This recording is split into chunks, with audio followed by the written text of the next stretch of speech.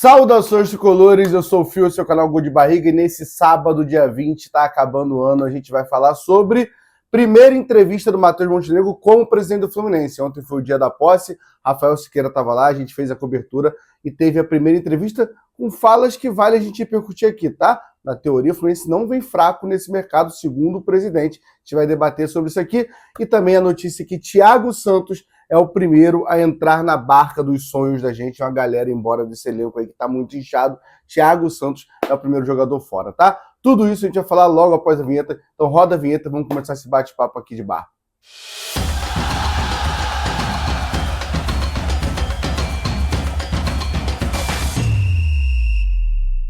Antes de começar, eu vou pedir para você, por favor, se inscreve no canal e deixa o like. Então, para bater 18 mil inscritos, eu dependo e conto com vocês, tá? Essa parceria é nossa, você clica aqui embaixo no inscreva-se, que ajuda muito a gente a continuar fazendo esse trabalho. Like, quem puder hypar o vídeo também, tudo isso ajuda muito a gente a continuar fazendo esse trabalho.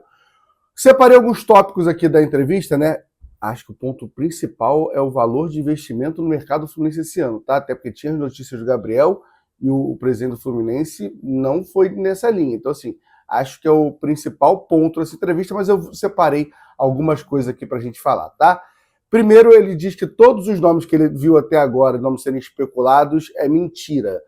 Isso é muito vago e muito difícil a gente comentar, porque a gente não sabe quais nomes ele viu, né? Ao ser perguntado do Nino, e aí eu acho que aí já vale um ponto interessante, ele diz que já tem uma proposta para o Nino, fez a proposta para o jogador, mas que todo o problema da história é o Zenit aceitar, e que ele ainda não obteve resposta do Zenit, que todos esses valores especulados aí, ele não chegou no Fluminense ainda. Então, ou seja, o Matheus estar reclamando, entre aspas, que não tem uma resposta do Zenit, é sinal que ele já fez ali um contato. Então, existe já essa negociação direta com o clube russo, que ainda não deu resposta ao Fluminense. Isso me preocupa, porque a gente sabe que não é só o Fluminense que é o Nino, né? Então, quanto mais rápido começar essa negociação direta entre Fluminense e Zenit, melhor.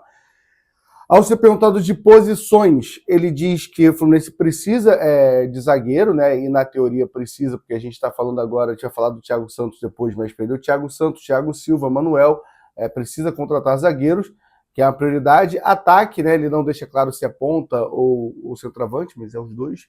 Assim a gente espera. E ele fala de laterais. E quando ele fala de laterais, aí sendo bem sincero, do lado direito ele tem Guga, Samuel Xavier, os dois com contrato, e talvez ali o Fidelis, né? Contar com o Fidelis. Na esquerda, ele tem René e Fuentes. Como tem a especulação do Fuentes está saindo do Fluminense, está de saída do Fluminense, acredito que é mais um indício que a gente não vai ter o Fuentes na próxima temporada. Então, o Fluminense deve estar atrás de um lateral esquerdo, porque lateral direito não faz sentido o Fluminense trazer mais um.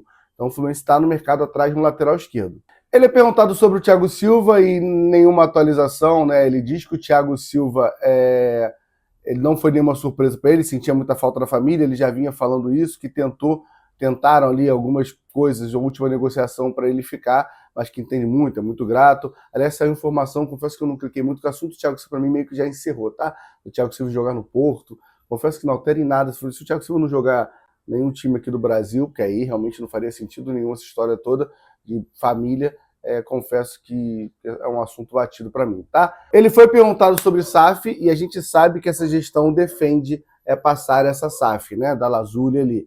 Ele disse que não quis misturar com eleição e que não falou até ganhar, se é verdade ou não sabemos, mas a partir do momento que ganhou, voltou a negociação com o pessoal da Lazuli ali, já voltou com essa negociação, e que ele tem dois objetivos, né? Que é melhorar essa proposta, que é uma coisa importante para a gente. Você querendo ou não um SAF, é melhor ir para a votação uma SAF com mais dinheiro do que uma SAF com menos dinheiro. Então, assim, a função dele é melhorar essa proposta, e a segunda é apresentar para o torcedor com muita clareza para o torcedor votar. Na teoria, eu acho que é isso mesmo, nessa teoria, tá? Ele diz também que entre fevereiro e março deve ter mais uma reunião com o Conselho Deliberativo, mais uma segunda fase ali, né, de apresentar, de repente já com uma contraproposta, já uma proposta melhor, e em torno de fevereiro ou março a gente deve ter essa reunião no Conselho Deliberativo. Vamos para a parte mais polêmica da entrevista, que você clicou na thumb aqui querendo saber disso, né? Só para contextualizar, o Gabriel Amaral trouxe um vídeo com informação interna dizendo que o Fluminense não ia agressivo nessa janela. por questão de querer pagar dívidas e porque ainda tem muito jogador para pagar, que não quer se enrolar. Essa era a informação que o Gabriel tinha. É claro que o Nino à parte, né? Ele sempre falou isso, que o Nino é uma negociação à parte desse alto investimento ou não. O Matheus vai ser perguntado sobre isso. Antes de falar, só vou lembrar você. Deixa o like e se inscreve no canal, tá? Não esquece, isso é importante, isso é muito importante pra gente. Matheus, ao perguntar se o Fluminense vai ser agressivo, ele diz que ser agressivo no mercado é uma coisa muito relativa, mas que ele já tem um orçamento definido, que é um orçamento parecido com o desse ano que passou. Um pouco mais, um pouco menos. Que ele pretende fazer aquisições, sim, em valor de redução, que o pessoal falou que ia reduzir esse valor, não é verdade, e que ele pretende investir um valor parecido com o desse ano. Ele falou no passado, né, mas é desse ano que ele está falando. E aí, vamos lá. Fui eu, a falta do que fazer minha, lembrar vocês, tá? Canóbio, a gente gastou 37 milhões de reais. La Vega, a gente tem o presidente, ninguém nunca apurou esse valor, mas a gente tem o presidente do River do Uruguai falando que o Fluminense pagou pelo La Vega. Eu vou jogar para baixo, tá? Vou colocar o La Vega no mesmo preço do Otávio, do Nonato, vou botar em 8 milhões, tá bom? Tô sendo amigo da gestão, tá? 37,8. Soteldo, 30 milhões. Lescano, 29 milhões. Nem botei a parte do Soteldo que a gente tem que comprar agora, tá? Lescano, 29 milhões. Hércules, 29 milhões. Freitas, 18 milhões. Acosta, 22 milhões. Santi Moreno, 32 milhões. Igor Rabelo sem custo. Otávio, 8 milhões. Nonato, 8 milhões. Paulo Baia sem custo e Everaldo, 4 milhões. Se eu esqueci alguém, você deixa aqui no comentário, tá? Mas somando essa brincadeira aqui, Fluminense investiu nessa janela 225 milhões. E a gente sabe que foi mais, né? Posso ter esquecido alguém. O valor do La Vega não foi 8 por nada. Um moleque novo ali, que estava o Vasco querendo também, vale a gente lembrar isso. Então, assim, 225 milhões de reais. Então, o Fluminense vai no mercado. Ah, filho, mas ele vai gastar tudo no Nino. Se o Nino for esse valor de 10 milhões de euros, que já seria a maior compra da história do Fluminense, a gente está falando de 65. De 225 para 65 tem uma diferença. Vai ser nessa janela? Vai ser na janela de meio de ano? Não sei. Mas a partir do momento que o presidente fala que vai investir um valor parecido com o desse ano, ele vai ser cobrado por isso. Foi frase dele. Se ele achar que falou errado, fez a conta errada, ele tem que vir aqui falar. Mas a princípio, acho que conforta um pouco o torcedor, espero que ele não esteja fazendo de forma irresponsável, de gastar, e que não parece ser o perfil até agora dessa gestão de se enrolar toda com dívida, de virar um Corinthians. Então, assim, acho que é um alívio para o torcedor do Fluminense, que estava meio desacreditado, achando que ia ser o Nino, e olhe lá se a gente conseguir, e mais um monte de jogador muito meia boca. Então a gente espera que esses 225 milhões, é meio bizarro o que eu vou falar, né? No meio do futebol não é também um negócio que você está bilionário, mas dá para você contratar com inteligência e peças pontuais para resolver esse elenco do Fluminense que tem problemas, como zagueiro, como ele falou, centroavante que a gente não tem, mais um ponta para ser titular, até deixaria o Canóbio, um lateral esquerdo para a saída do Fuentes. Então tudo isso tem que ter essa reformulação de elenco. Então acho que é uma notícia que deixa o torcedor um pouco mais tranquilo, tá? Continuando as perguntas dele, sobre Mário Bittencourt, com o Saif não, ele diz que o Mário continua sim, no Fluminense, que nessa reta final ele já estava passando tudo para o Matheus, que a única diferença que tem nesse momento é que o Mário está participando de todas as reuniões sobre contratações, o Mário está participando, que o Matheus ele não ficava diretamente no futebol antes de ser presidente, então tinha jogador que ele sabia que vinha, tinha jogador que ele não sabia, e agora isso mudou porque ele é presidente, tudo está chegando nele. Ele fala também que o cargo ainda não está definido, que vai ter uma coletiva no dia 2 de janeiro, o Jornada estará lá, a gente vai estar cobrindo essa coletiva no dia 2 de janeiro, que é onde ele vai responder com mais calma tudo e vai anunciar qual o cargo do Mário, que a dúvida dele é se o Mário vai ficar só no futebol ou algo mais a ver com o clube. Pelo que ele falou, a dúvida é mais essa, tá? Ele é questionado sobre um diretor de planejamento esportivo, que era o Fred, se pode vir um outro jogador. Ele diz que pode vir um outro jogador fazer essa função, um ex-jogador, mas que o foco agora é montar o elenco, porque o Carioca já começa daqui a pouco, o Brasileirão também, e quando acabar isso, quando acabar as contratações, esse nome pode ser contratado, e confirma que Angione continua como diretor de futebol, né? Ele perguntado claramente que o Angione, mas acho que ninguém tinha essa dúvida que se a gestão mantendo, se o Angione ia ficar ou não, né?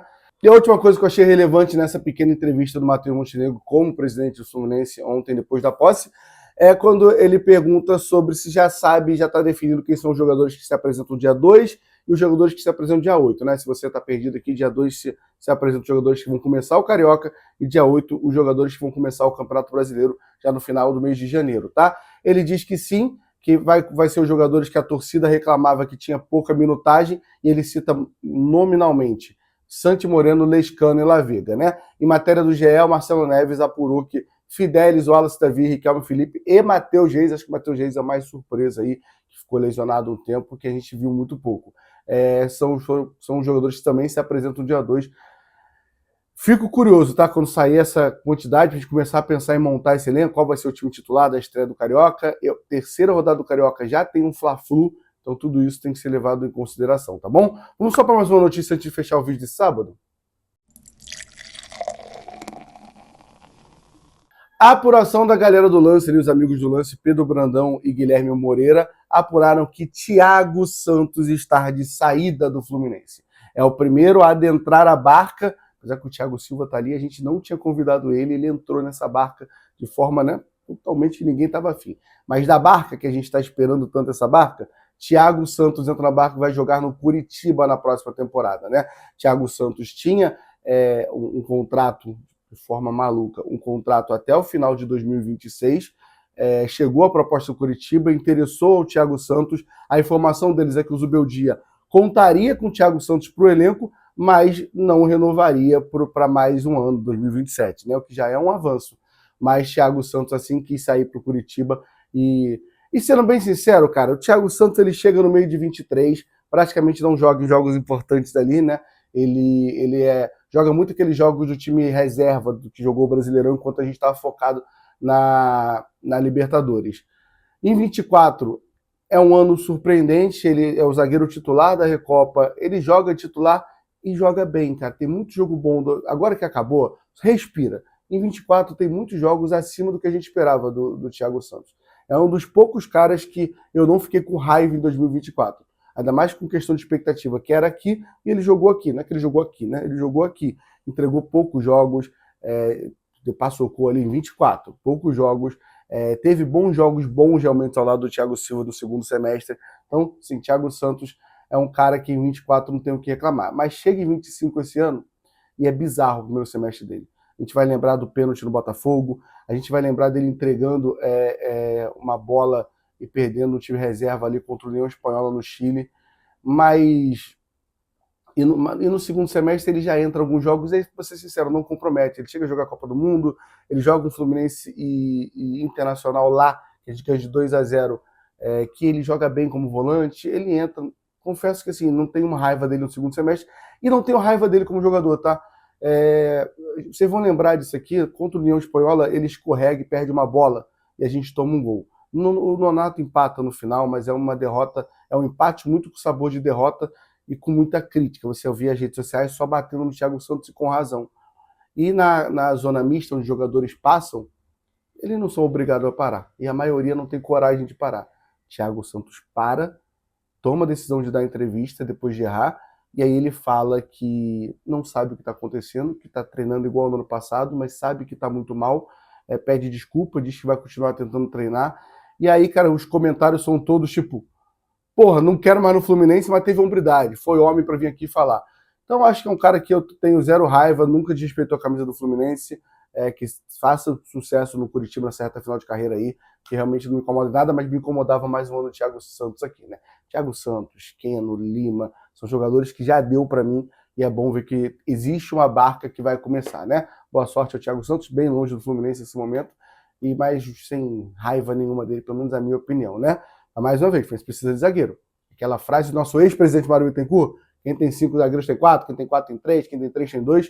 O Fluminense, nesse momento, está de Ignácio, Freitas, o general Igor Rabelo, que até agora não sabemos nada, né? Davi Schwindt, e é isso? Estou esquecendo alguém? Então, assim, se eu estiver esquecendo alguém, tem que contratar 2 zagueiros para ser titular do Fluminense, tá? O Fluminense precisa de 2 zagueiros titulares. Tem essa esperança? Não sei, mas espero só que o Nino feche, tá bom? Deixa o like, se inscreve no canal e comenta aqui, né, principalmente sobre esse Fluminense no mercado para gastar mais de 200 milhões e sobre o Nino, se o Nino vem ou não, tá? Deixa aqui no comentário, tamo junto, até a próxima, valeu.